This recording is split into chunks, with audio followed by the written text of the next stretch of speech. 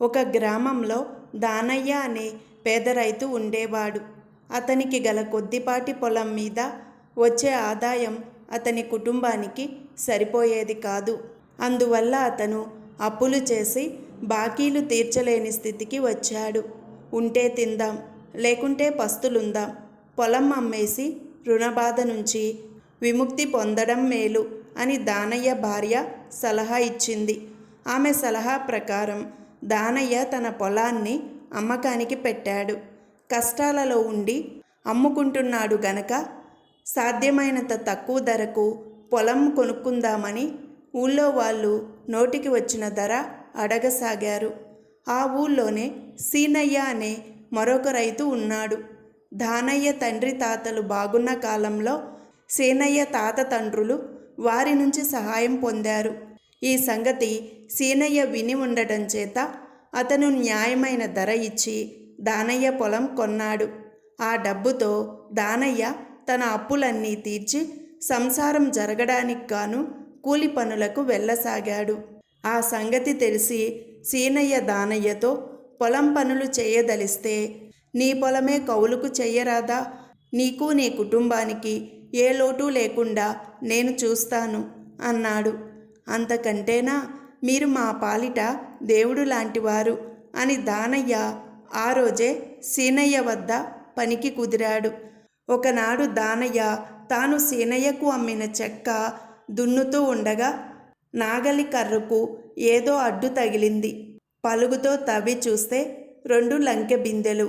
వాటికి కట్టిన వాసనలు విప్పి చూస్తే బిందెలు నిండా బంగారు నాణాలు, నగలు ఉన్నాయి.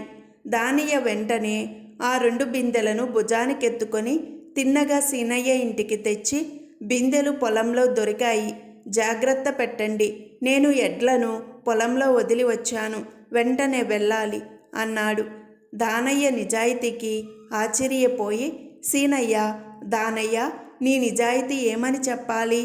ఇంత ధనం దొరికితే నువ్వు ఉంచేసుకోకుండా తెచ్చి నాకిచ్చావు. కానీ ఇవి దొరికింది నీ పొలంలోనే గనక న్యాయంగా ఈ బిందెలు నీవే అన్నాడు. అదేమిటి బాబు, ఆ పొలం మీకు అమ్మినాక మీదే అవుతుంది, కానీ నాది ఎలా అవుతుంది? అందులో ఏమి దొరికినా అది మీదే. మీ దయ వల్ల ఆ పొలం నేనే చేస్తున్నాను, కానీ కావాలనుకుంటే దాన్ని మీరు ఎవరి చేతనైనా చేయించవచ్చు కదా అన్నాడు దానయ్య. చూడు దానయ్య, పొలంలో పండించుకునే హక్కు కొన్నాను, కానీ ఇలాంటి నిధి నిక్షేపాల ధర నేను నీకిచ్చానా? ఎవరు పొలం చేసినా ఈ నిధి న్యాయంగా నేను నీకు ఇవ్వవలసిన వాణ్ణే. న్యాయం తప్పి నడిస్తే దేవుడు మెచ్చుతాడా అన్నాడు సీనయ్య. నేను చెప్పేది అదే బాబు, అందులో ఒక్క నాణం తీసుకుంటే నన్ను దేవుడు మెచ్చుతాడా? ఎంత అధర్మం అన్నాడు దానయ్య.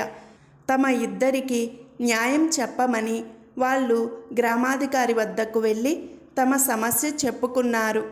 ఆ సమయంలో గ్రామాధికారి తమ్ముడు గోపయ్య అక్కడే ఉన్నాడు.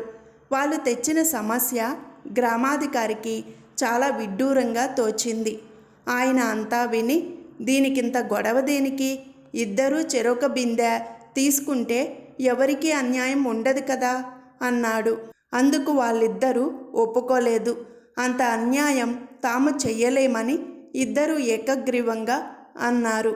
గోపయ్య కలుగు చేసుకొని, నేను చెప్పినట్టు చేశారంటే మీ ఇద్దరికీ న్యాయం జరిగే అవకాశం ఉన్నది అన్నాడు.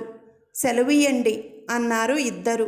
మీరిద్దరూ చెరొక బిందె తీసుకొని 1 నెల రోజుల పాటు మీ వద్ద ఉంచండి, తర్వాత న్యాయంగా తీర్పు చెబుతాం అన్నాడు గోపయ్య. ఇద్దరూ చెరొక బిందె ఎత్తుకొని ఎవరిళ్లకు వాళ్ళు వెళ్ళిపోయారు. వాళ్ళు వెళ్ళిపోగానే గ్రామాధికారి తన తమ్ముడికేసి తిరిగి, ఇదేం సలహారా? నెల్లాళ్ళ తర్వాత వాళ్ళు వస్తే నేనేం తీర్పు చెప్పేది అని అడిగాడు. నెల గడిచాక వాళ్ళు మన దగ్గరికి తీర్పు కోసం వస్తే కదా అన్నాడు గోపయ్య పెద్దగా నవ్వి. అదేం, ఎందుకు రారు అన్నాడు గ్రామాధికారి ఆశ్చర్యంతో. 1 వారం రోజులు ఓపిక పట్టు, ఎందుకు రారో నువ్వే చూస్తావు అన్నాడు గోపయ్య. వారం రోజులు గడిచాయి. ఒకనాటి అర్ధరాత్రి గోపయ్య తన అన్నను వెంటబెట్టుకొని దానయ్య ఇంటి దగ్గరికి వచ్చి ఇంటి బయట నిలబడ్డాడు. ఇంట్లో నుంచి దానయ్య మాటలు వినిపించాయి. మునుపటి ఓపిక లేదు, పని చేయడం కష్టంగా ఉంటున్నది, పిల్లలేమో ఎదిగి వస్తున్నారు. నిజానికి 2 బిందెలు నేనే తీసుకుని ఉండవలసింది. ఆ పొలం నాదే కదా, అమ్మకు ముందు దొరికితే ఏ చిక్కు ఉండేది కాదు. కానీ ఇప్పుడు 2వ బిందె కూడా ఇప్పించమంటే నలుగురు నవ్విపోతారు. ఈ బిందెలో ఉన్న బంగారంతో ఇంత పొలం కొనుక్కొని హాయిగా ఉంటాం, ఇంతకన్నా చేసేది లేదు అంటున్నాడు దానయ్య. అక్కడి నుంచి గ్రామాధికారి గోపయ్య సీనయ్య ఇంటికి వెళ్ళి చాటుగా నిలిచి ఆలకించారు. దానయ్య చెప్పినట్టు విని 2 బిందెలు ఉంచేసుకోకపోవటం పొరపాటయ్యింది. పొలం నాది అయ్యాక బిందెలు నావే కదా, వాటిని దానయ్య ఏమన్నా పొలంలో పాతిపెట్టాడా ఏం? కానీ ఇప్పుడు గ్రామాధికారి వద్దకు వెళ్ళి ఆ 2వ బిందె కూడా నాకే ఇప్పించమనడం భావ్యంగా ఉండదు. ఈ బిందెతోనే తృప్తి పడాలి, గత్యంతరం లేదు అంటున్నాడు సీనయ్య. అన్నదమ్ములు ఇంటికి తిరిగి వచ్చేటప్పుడు గ్రామాధికారి గోపయ్యతో, నువ్వు చెప్పిన మాట నిజమే సుమా, వాళ్ళింక మన దగ్గరికి రారు, ఎంతో నీతిమంతుల్లాగా మాట్లాడారు, వాళ్ళ అసలు సంగతి నువ్వు ఎట్లా తెలుసుకున్నావు అన్నాడు. వాళ్ళ నీతిని నిజాయితీని నువ్వు తప్పు పట్టకు. నీతి లేనివాడే అయితే దానయ్య ఆ బిందెలను సీనయ్యకు ఇవ్వనే ఇవ్వడు. సీనయ్య కూడా నీతి గలవాడు కనుకనే వాటిని నిరాకరించాడు. కానీ వారం రోజుల పాటు ధనలక్ష్మి కళ్ళ ఎదుట కనిపిస్తూ ఉంటే ఎంతటి నీతిపరుడు కూడా తప్పక మారి తీరుతాడు. అది మానవ స్వభావం, దాన్ని మార్చే శక్తి ధనానికి ఉన్నది అన్నాడు గోపయ్య.